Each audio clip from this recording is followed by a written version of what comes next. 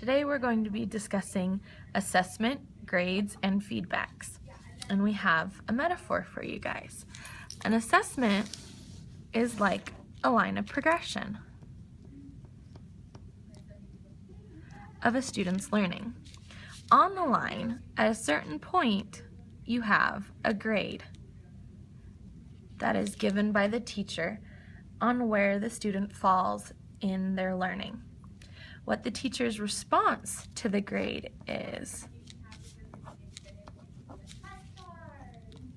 feedback.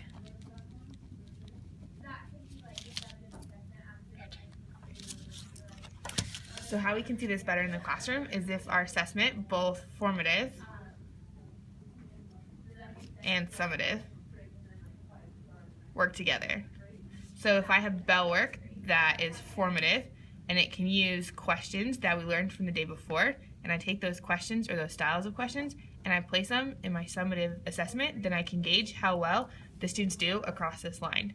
Grades can be either numbers or letters like A, B, C, or D, and they're just a point of reference. So they can be moved along this line of progression from formative to summative assessments. This feedback that I give can be both positive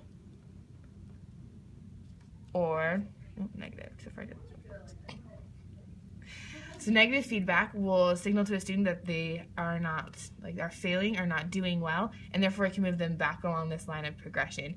And as teachers, we need to be careful in our formative assessments that we give students positive feedback that's worthwhile, that helps them move this way along the line of progression within positive feedback. So not just telling them you did wrong or you did right, but giving them good feedback as in this is how you did right, or this is where you went wrong, here's how you could fix it and do it better next time. So if we use positive feedback in helping kids learn that grades are just a way to move, then we can help kids move along the line of progression in grades using formative assessments, and then eventually summative assessments will hopefully get them all the way to an A, which is where we want all of our kids to be anyways.